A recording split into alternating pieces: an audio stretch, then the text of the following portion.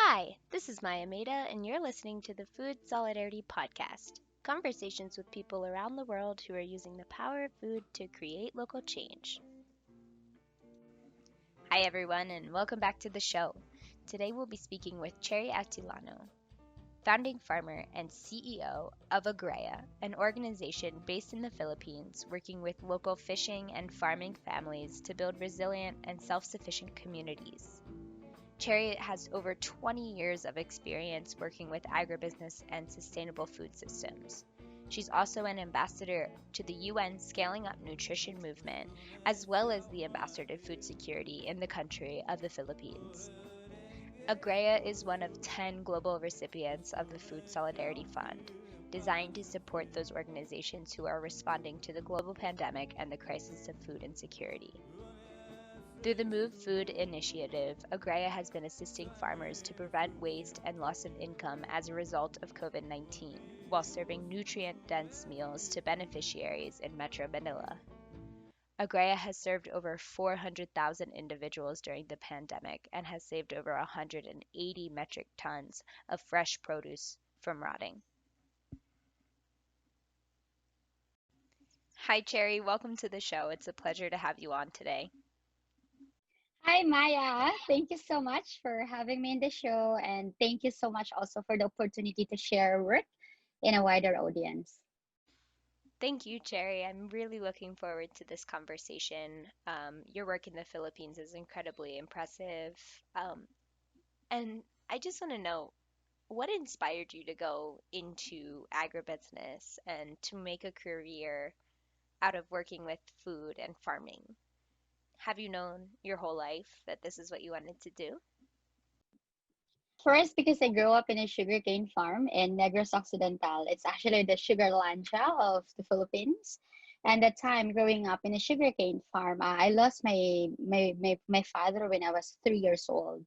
And when my father died, he's been helping a lot of farmers in the sugarcane farm as giving so much benefits on immigrant workers, or we call them sakada. Those are the people who would come to cut and put the sugar cane on the track before they become sugar. So growing up, I was always asking why on weekends I don't have children to play with because everyone is working in the sugarcane field. And then when my father died, my mom was always telling us to go and work in the sugarcane farm because you need to go to school, get good education, and leave the farm after. So every weekend, I would run away from home and work on the sugarcane farm, and I really love it. I would do like fertilizer application in the farm, weeding hectares and hectares under the heat of the sun. And after that, we would go to the irrigation canals and just like play with the irrigation system and showering under the rain or the irrigation and go to the river.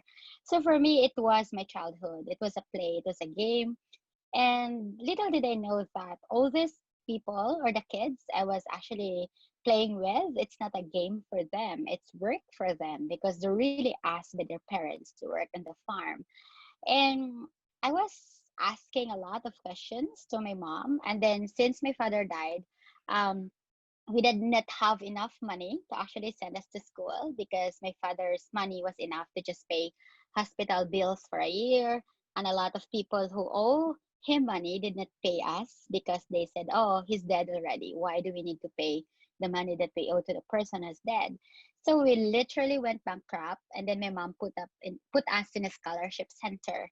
Every weekend, it's called ASI, Asociación de Hacienderos de Silay Saravia Incorporated. So it's like an association of sugar planters that gives scholarship programs to children on the farms.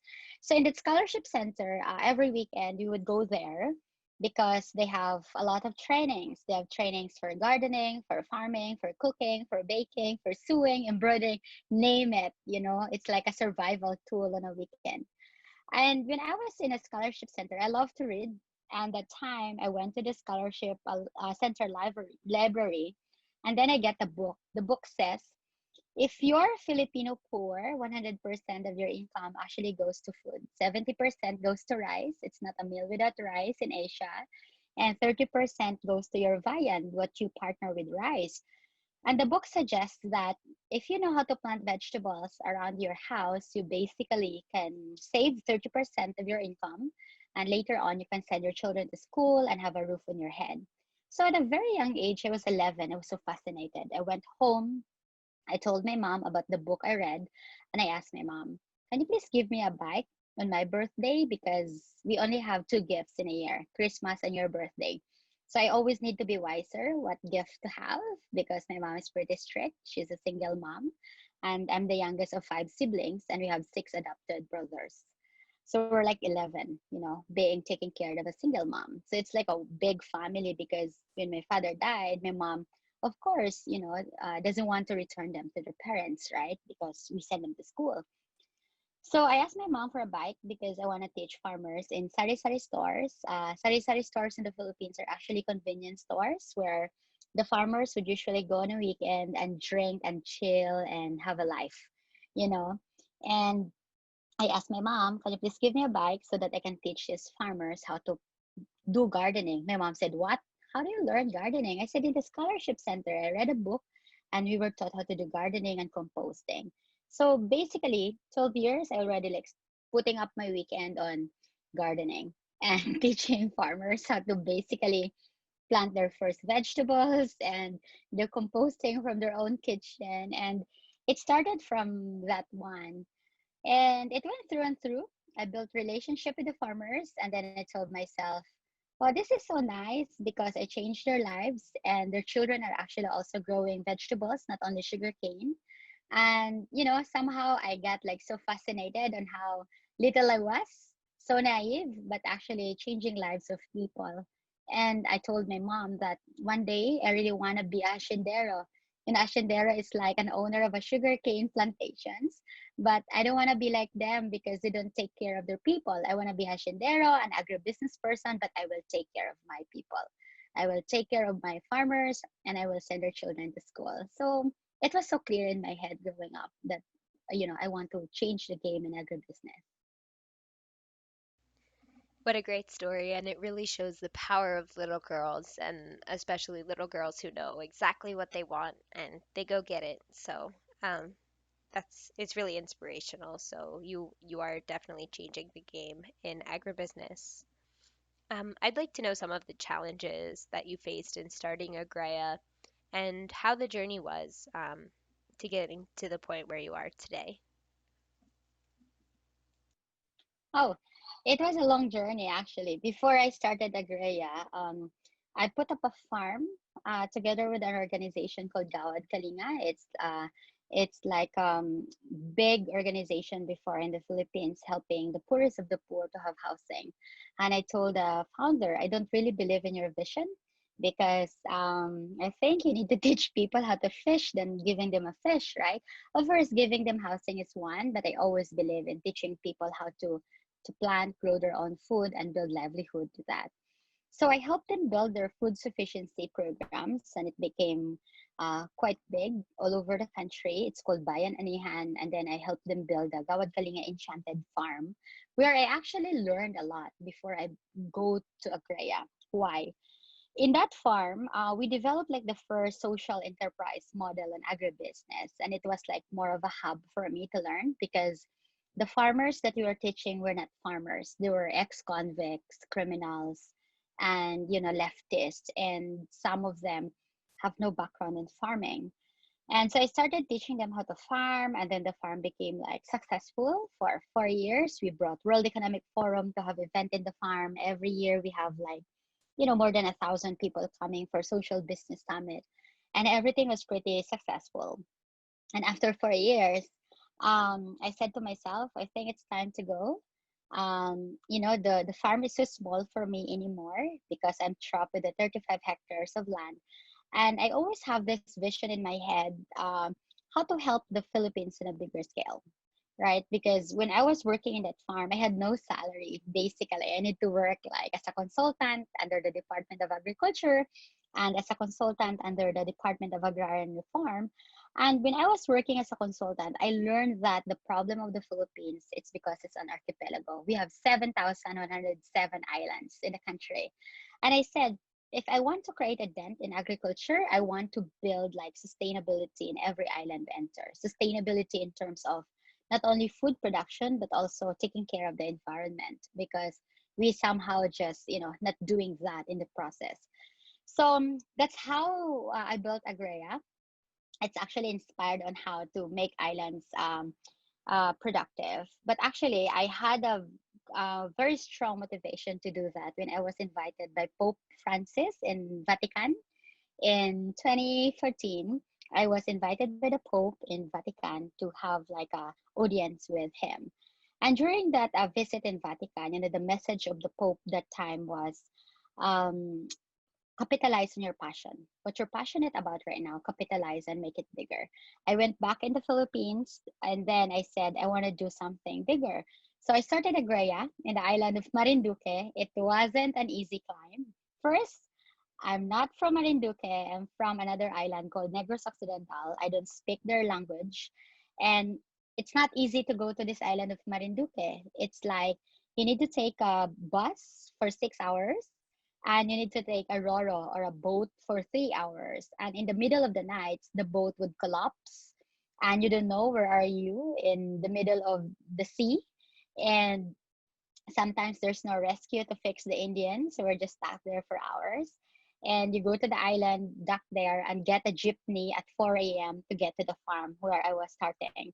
So it was, I think, the first hurdle. I believe that agriculture is not for the faint-hearted, and it's really like that time I was in the middle of the sea and I was like, oh, good Lord, please, come on. I still want to live. I'm like so young. I'm like 26 years old, turning 27. Can you please like give me a life, right? And I want to do something good on a bigger scale. So now we're 6 years in the process. I experienced a lot of downside in that because I'm not from the island. So for sure, I experienced politics in the island. People are just ignoring me because I was nobody. I wasn't there. I am not from there. I wasn't born there, and I have really no stronghold in the island. And then every time I go to, for example, government offices, they don't give me data because who am I for them to trust to give them data? And in the first place, there's no data. So, so I really exhausted all my money and to gather data on the island. And but I think it was so hard. But the most powerful, I must say, that kept me alive during those times are the farmers. I stayed in the island. In the first visit, I stayed in the island for like a month and I immersed in the farmers and the fishing communities.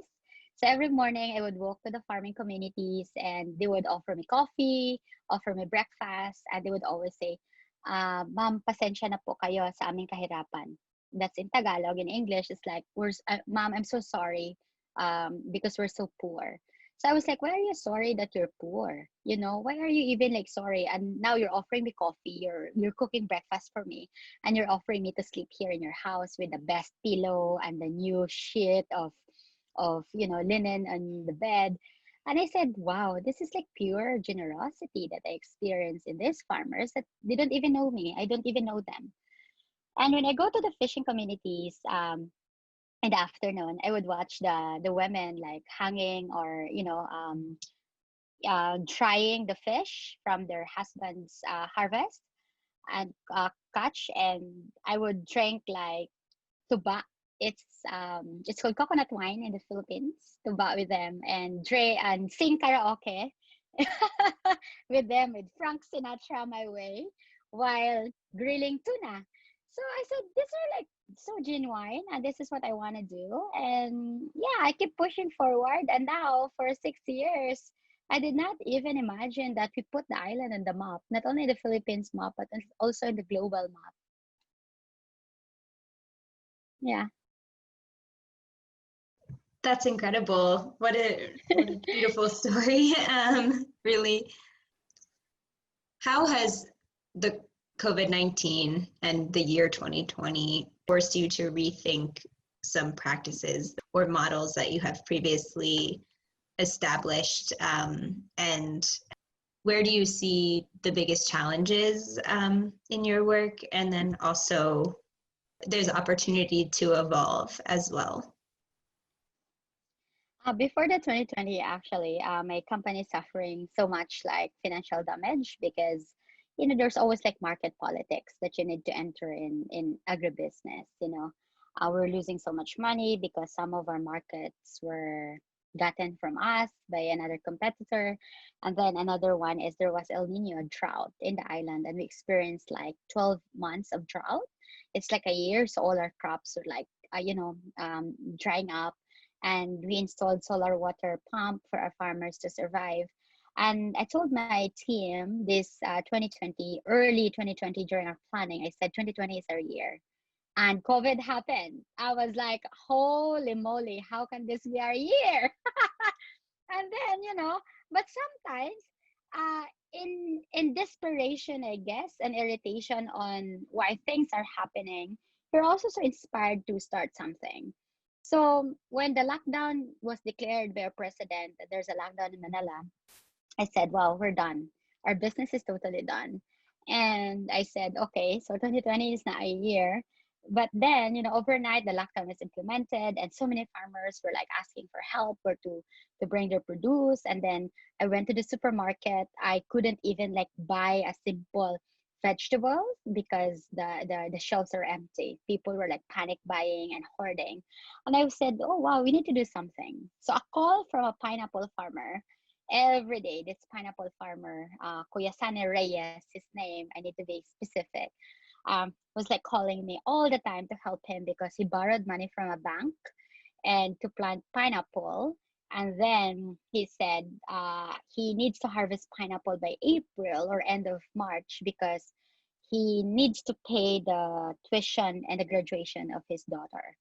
So I said, "Oh my goodness, how can I sell these pineapples?" And then we help him to sell his pineapples, and then we actually launched a movement. It's called Move Food Initiative, and I asked a lot of friends for help. I put it in my social media. The moment that we brought the pineapple here in Metro Manila, I was a porter, I was a seller, I was like howling like 2,000 pineapples every 2 days.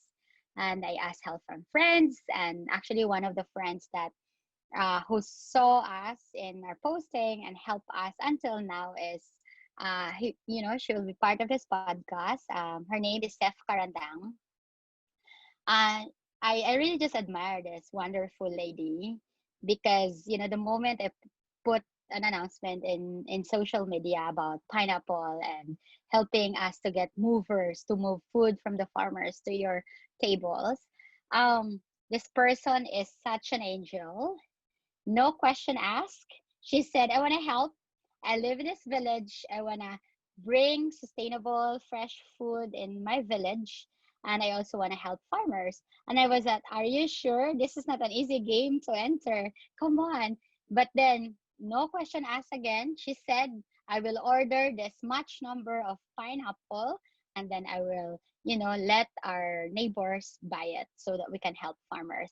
And I guess right now, if we're saying that, Move Food Initiative has been saving almost, 180 metric tons of fruits and vegetables, I guess huge percentage of that is because of this lady, yeah, Sef Caradang.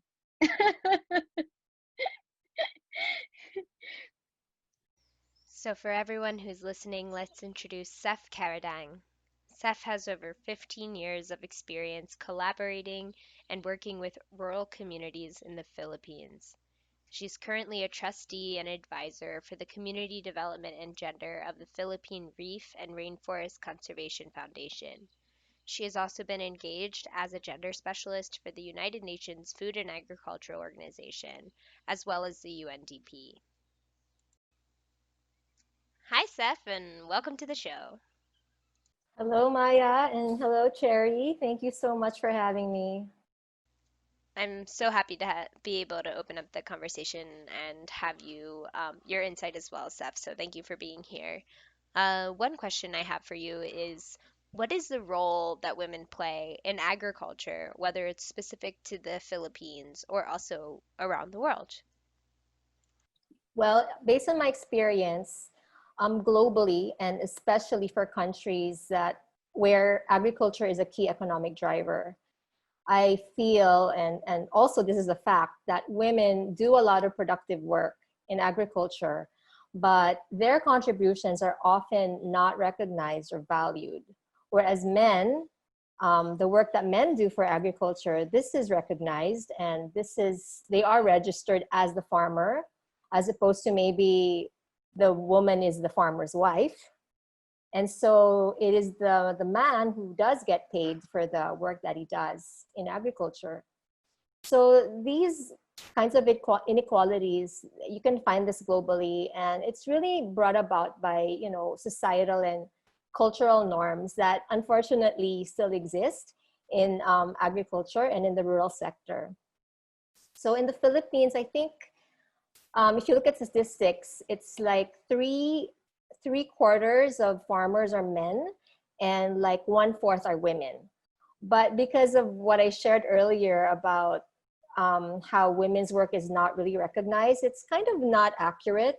It doesn't really reflect the work that women do in agriculture. So, for example, if they were to like clean the fish and package the fish and market it, it's kind of considered as part of their household chores. And they're actually not the registered fishermen. And this is really problematic. And often you will hear of Filipino rural women as being like they're invisible. They're the invisible farmers. I'm sure Cherry has heard this many times. And for me, it's really problematic because it makes it difficult for women to access resources such as like funding or training, because like they're not even the one registered in the first place, right? And also, gaining control of assets such as land, for example, that also limits their productivity.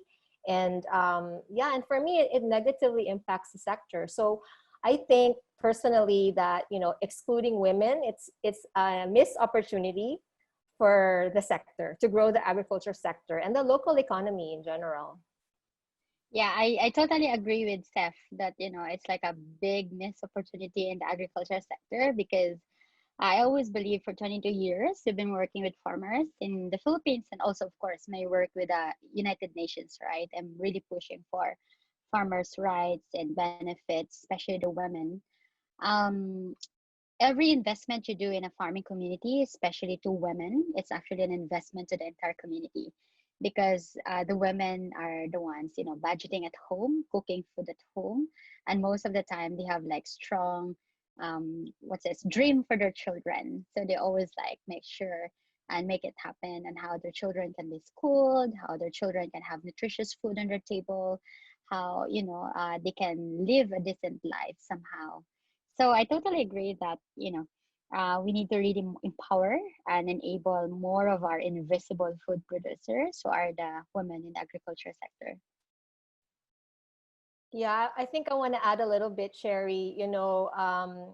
It's my experience also on the ground that when you empower a woman, you really empower her community, because there's even global studies that show that when you put like money in the woman's hands, like it really goes to things like what you said about food, health, and education for the family. So it just goes back to the family and to the community.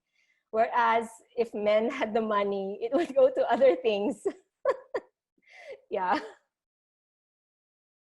Hmm.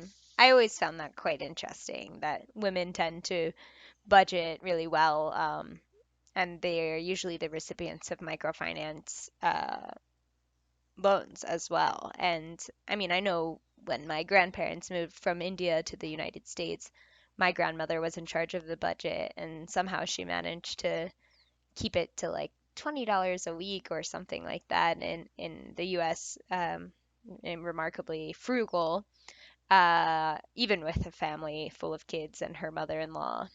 So yeah, it's interesting. And one other group that you guys tend to work with at AGREA, um, are the youth. And I'd like to know what's so important about engaging the youth in agriculture, and why should we make farming something that's cool and that's fun and sexy in a way? Oh, it's because right now the world is actually getting younger and younger. For example, but the farmers are getting older. I call them endangered species actually. Like for example, in the Philippines are like 57 years old average age of farmers. Globally it's around 60 years old. Give them 10 years from now, who will actually feed all of us, right? And our population is insatiably and exponentially growing in every corner of the world. So when we will not empower our young people to go back into agriculture, there's no food production that might happen in the next 10 years. And it's a big, big problem in the global economy and also, supporting our population. But more than that, we're talking about fourth industrial revolution, right? About IoT of things, about everything now. It's like tech, robotics, and everything like that. But when you have very old farmers who are not adept to this because of their age and because of their inability also to adapt to new technologies, it will be so hard for us to actually implement all these dreams, that we want to do in tech. And second one, it's easier to teach younger people about sustainability than the older farmers who've been like, oh, they would always tell you, oh, you're just coming my way. I'm already like, gone. I'm like, finish it. So I don't believe in what you're doing about sustainability. And especially like for example, sometimes when you discuss sustainability to the farmers, they said, we will not listen about and understand about sustainability because the noise in our stomach is louder because of the hunger, the hunger and the noise in our stomach and our family's stomach is louder than the word that you're talking about sustainability. But if you're discussing it with the young, they're like, oh, how is it to be an environmentalist farmer? It's like agreia, right? The word itself is like agriculture plus Gaia. It's a Greek word for Mother Earth name, Gaia. So we said like, oh, it's agriculture about an environment being best friends on how to focus on sustainability. And when we teach that to younger people, they're always like, oh, they're so interested how they can be part of creating sustainability, how it's easy for them to understand what sustainable development goals all about, and also new technologies in sustainable agriculture. You can see the excitement in their eyes, and you can see that they're willing to be involved in the agriculture sector. And the third point, I think, is more on innovation. Agriculture is a sector that if you don't innovate, you cannot glamorize agriculture, or else we'll just be, sitting in this a normal way of little production and unsustainable conventional production. But if you work with younger people, they're more aware of where the world is leading. They're more aware of climate change. They're more aware of somehow financial literacy. That when we teach all these things to them, they're really like somehow implemented, and they're so excited to actually share it to their entire community. And somehow sometimes they create clubs of youth in their community that could also implement what they learned, especially AGREA has a farm school where a lot of young people are actually involved in agriculture. I just wanted to add that apart from the aging Filipino farmers, you also see them actually discouraging their kids from going into agriculture. Like, no, don't be a farmer like me. You'll be poor. You should find a greener pasture. So we see that all the time as well. So again, Cherrie's question, like, who is going to feed us, right, in like 10, 20 years? So yeah, it really has to be part of the strategy to engage the youth in agriculture. And Cherrie has this really nice saying, make farming cool and sexy, right? That's what they always say in AGREA, which I think is great. And making it attractive, I think, is better understood by the youth because they have a broader understanding of farming as beyond tilling the soil. Farming, for the old generation is like, yeah, it's like tilling the soil, it's hard work, it's hard labor, but there's so many aspects of it. If you look at the value chain, they can produce, they can value add and produce goods and services. There's the logistics side and transportation and marketing and all of that. And I think today's youth is more equipped to get into, maybe we call it the business side of agriculture or agribusiness. And yeah, a lot of opportunity there, because for sure, food will always be like important and essential, right? You can't do away with food. I would have to agree that it seems that the younger generation is much easier to engage when it comes to teaching about things like permaculture and agroforestry and just sustainable techniques in general. And I think that that really is a blessing. And yeah, I think when we think of agriculture, or at least I think of agriculture, I tend to, you know, think of the actual act of planting and harvesting food, where not so many of us think about the logistics and the fun side of agriculture, which is, really a businessy side that is rich in opportunity for individuals around the world. So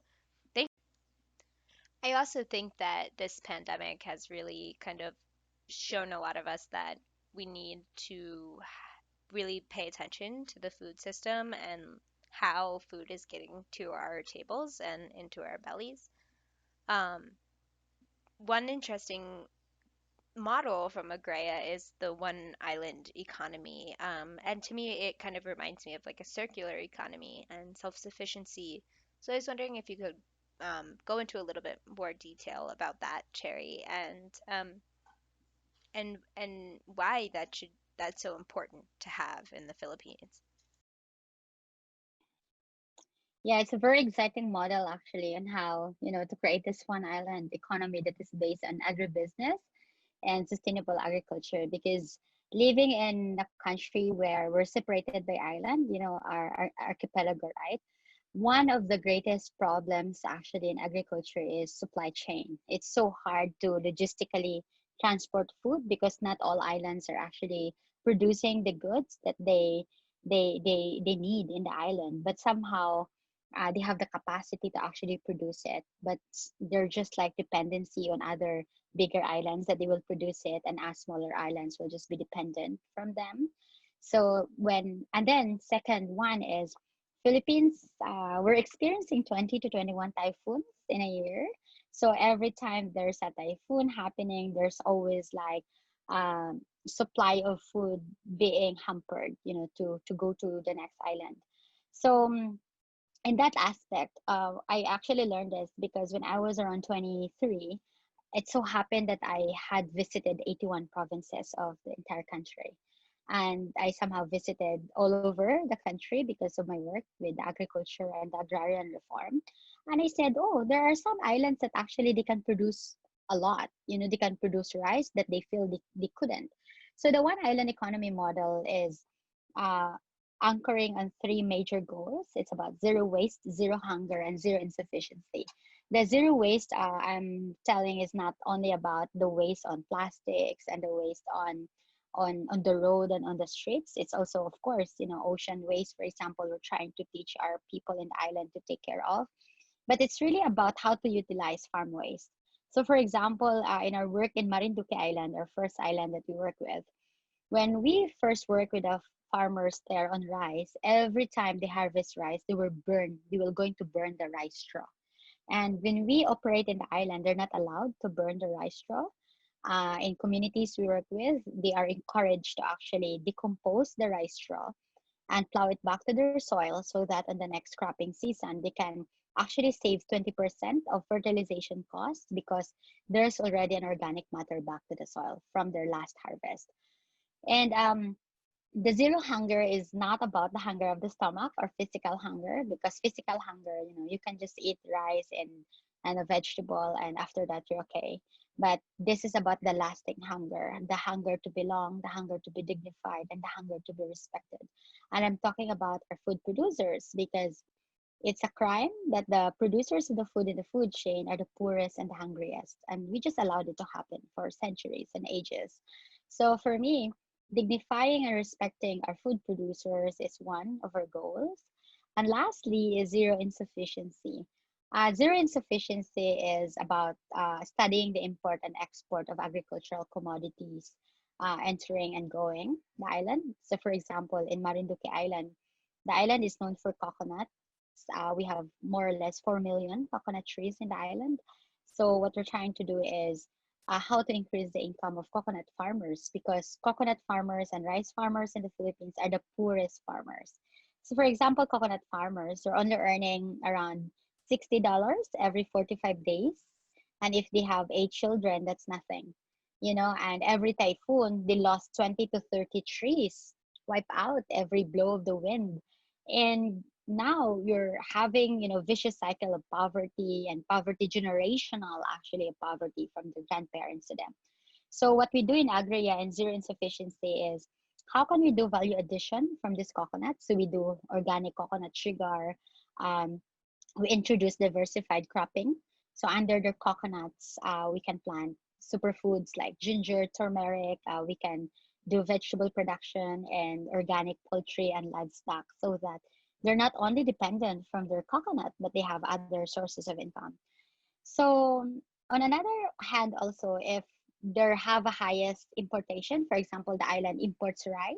So we study, is the island viable for rice production? And then we found that it's viable. So we work on interventions. So what's the lacking, piece in the formula? So, okay, if there's no infrastructure, we work with the government to do like irrigation infrastructure, or good seeds, good technology, and sustainable waste and technology in their farming system. So far, we've been a bit successful in some aspects of the work, but others is still a lot of work, because it's not easy. You deal with behavioral and mindset change of farmers. At the same time, you also deal with so much politics around, because at the end of the day, I need to be honest with this. Somehow, the farmers are always dependent to politicians, especially local politicians. This is, I think, a global problem, because most of the time, empower the farmers, the politicians would lose their voters. So it's another layer of work that we're actually tackling.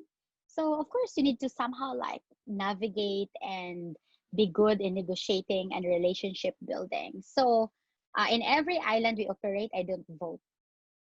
I don't vote, because the moment I vote, it's like a threat to the politicians that Cherry can vote here. So she has influence to the farmers also, or she might run into, in a political arena in the future. That's why she's working with farmers.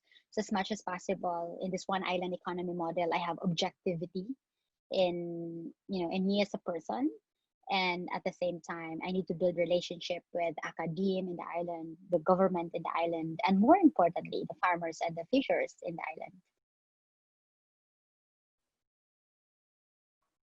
island. What Cherry shared about, zero waste, zero hunger, and zero sufficiency, I think these are really aligned with what we call a circular economy model, which is really about like a closed loop economy, wherein your raw materials, your inputs, your products, the idea is that they lose as little value as possible as you go down the line. And unfortunately, our current food system is quite wasteful. It's linear, wherein we take, we use, and then we throw it away, right? So we're not there yet. But what Cherry is sharing is, for me, like sounds really sustainable, and going towards a circular model. And because when we go through a linear model, there's many lost opportunities, I think, and there's also a lot of social and environmental like negative impacts that happen as well. So I think this is kind of the direction that we should take. And if you apply circular economy to the food sector, for example, I think it's about Cherry's example about the growing the coconut and with the turmeric and ginger. It's about growing food in a way that is not harmful to the environment or biodiversity, right? Because that's what's needed. So you grow it, but you keep the soil in mind. You keep regenerative practices in mind. So that's one aspect. And also, Cherry mentioned about zero hunger and food security. And food security is not just quantity of food. We're also talking about quality of food and nutrition. So it's not enough that like we produce enough food. Like this has to be food that is nutritious for our people, right? And yeah, lastly, on food waste, it's we have to make the most out of food. Um, in fact, I think there's studies that show that if there were no food waste, there would actually be enough food to feed like everybody on the planet. But because there's so much food going to waste, this isn't happening. And I think cities such as Manila, where Cherrie and I are both living now, cities have a big role to play when it comes to food waste, because number one, they are the market for the food. And this is, this is our experience with Move Food. And cities are also produce a lot of waste, right? So we need to manage that here. Otherwise, that's going to flow to the oceans, to all the productive land. So yeah, it's really challenging. And I agree with Cherrie, there's a lot to be done. But I think if we have these models or examples in our islands, which are existing, I think, it's a matter of investing so that these could be probably, scaled up and expanded. Cherrie, you're one of the 27 ambassadors of the UN Scaling Up Nutrition movement, which seeks to eliminate all forms of malnutrition across the world by 2030. So imagine that world in 2030 where we have eliminated malnutrition. Imagine this utopian future where we've accomplished all of the SDGs. What does the global food system look like?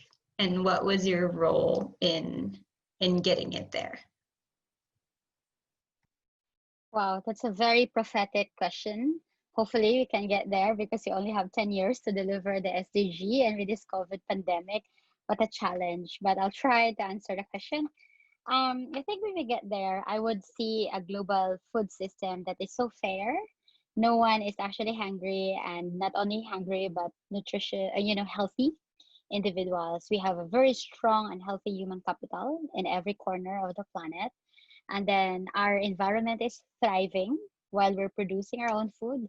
Our carbon footprint is minimal because we try to source local, support our local farmers, eat healthy, and focus on organic and natural farming, permaculture kind of way of farming, going back to how we started in the first place. And then greed in the sector of business is also lessened, because the trading happening all over the world, actually, I must say, that's causing a lot of wastage and a lot of imbalance in the food systems. Yeah, when the system is balanced, I could see birds and bees flying around us in our farms, in our gardens, because there's balance in the food system. And more importantly, I could see a lot of cottage industries thriving, not only big mega corporations controlling the food. And I could see people learning how to grow their own food and utilizing everything from their own kitchen waste. So yeah, it's very healthy and happy world to live in. Yeah, I would like to live in what Cherrie just described. It sounds amazing. Yeah, I think, with the pandemic came a lot of challenges with regards to our food and agriculture.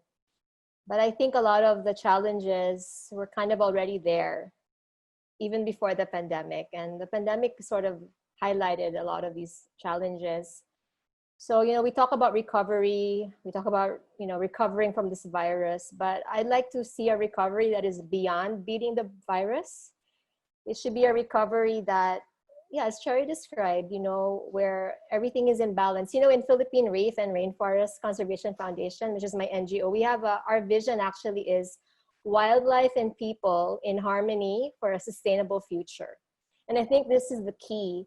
Like there needs to be balance. We share this planet with a host of other life, and it's not just about us. We are supposed to be the most intelligent and superior being, but it's not about us, and we're supposed to be guardians and protectors of all life. But of course, we also need to eat. We also, need to live and work. So it's about finding that balance. And I think it's really doable. And when people, talk to me about zero waste and, no plastic, it's as if we're talking about something new. And I always say, 50 years ago, this is not how things were. Being sustainable is actually about going back to old practices, how our grandfathers, our grandmothers used to shop and consume mindfully, not always thinking about convenience or, there's no time, that's why I need it fast. So yeah, I think that's what's needed, balance, and yeah, going back to some really good sustainable practices that, I don't know, we kind of lost along the way. So, one thing that we believe to be profoundly true at SGM is that we can work towards this future if we connect global and act local. Can you tell me how you feel about that, Cherry, and how your work kind of blends that mix of the global and the local in a way that we can work toward a healthier and more sustainable world?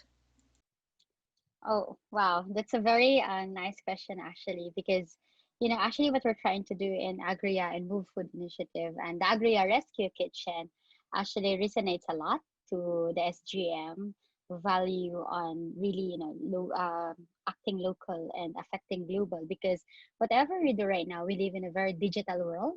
I always just share it in my Facebook, on my Instagram, or in my social media platform. And little did I know, it inspires a corner of Mexico, a corner of Brazil, a corner of Africa, a corner of Tanzania. And this is the world that we live in. The moment you do something locally, you can inspire actually so many people globally because you have access to internet. But also it's up to us on how to send the message to the world. So for me, with the SGM support, hopefully our work in Agrea, the Move Food and the ARC will actually be elevated on a bigger audience, and we're more open to share our ideas and experiences and successes, towards this movement that we're trying to do in the food systems.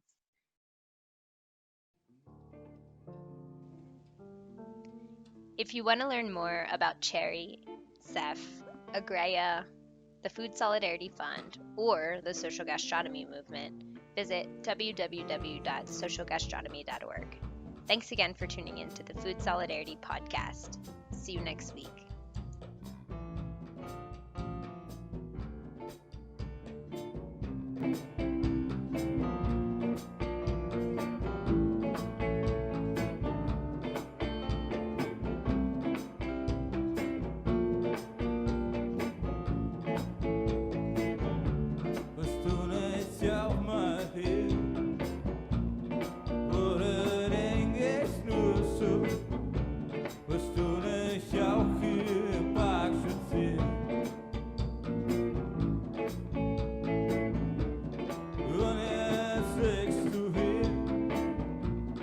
Time